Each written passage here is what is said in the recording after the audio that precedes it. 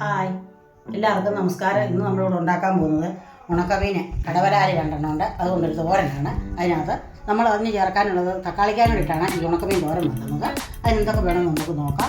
നമ്മൾ തേങ്ങ ഒരു മുറി എടുത്ത് വെച്ചിട്ടുണ്ട്, പച്ചമുളകുണ്ട്, സവോള ചെറുതെടുത്ത് വെച്ചിട്ടുണ്ട്. പിന്നെ നമുക്ക് ആവശ്യത്തിന് ഉപ്പ്, മുളക് പൊടിയുണ്ട്, കുരുമുളക് പൊടിയുണ്ട്, മഞ്ഞൾപ്പൊടിയുണ്ട്, എണ്ണയുണ്ട്. നമുക്കിനി ഈ മീനൊന്ന് വെട്ടി കഴുകിയെടുക്കാം. പിന്നെ ഈ തക്കാളിക്ക നമുക്ക് പച്ചത്തക്കാളിക്ക ഒന്ന് അരിഞ്ഞെടുക്കാം. ഉണക്കമീൻ വെട്ടി കഴുകി വെച്ചിട്ടുണ്ട്, അരിഞ്ഞ് വെച്ചിട്ടുണ്ട്.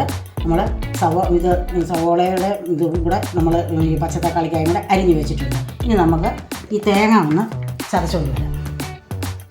തേങ്ങയും പച്ചമുളകും കൂടെ അരിഞ്ഞിട്ടാൽ മതി. നമുക്കൊന്ന് ചതച്ചെടുക്കുന്നതാണ് ഒന്നും കൂടെ ഒരു ടേസ്റ്റ് വരുന്നത്. തേങ്ങ നമ്മൾ ചതച്ചുകൊണ്ട് വന്നിട്ടുണ്ട്.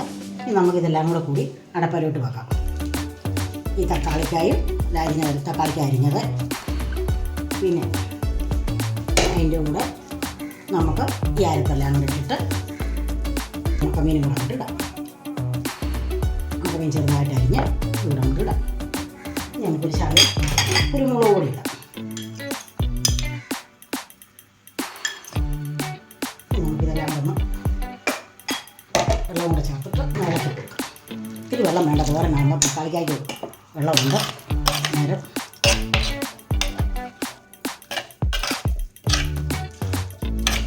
നമുക്കിത് അടച്ചോളം വേറെ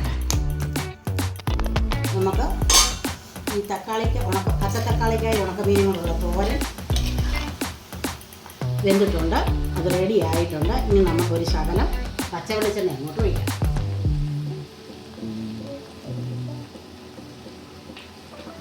ഉപ്പോ ഉണ്ടോ എന്നൊന്ന് നമുക്ക് നോക്കാം.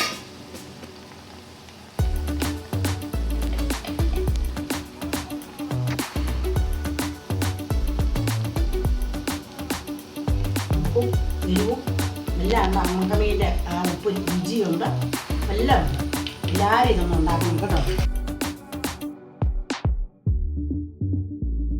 ഇതുമിട്ട് ഒരു തോരൻ വെച്ചാൽ നമുക്ക് ചോറുണ്ടാക്കും.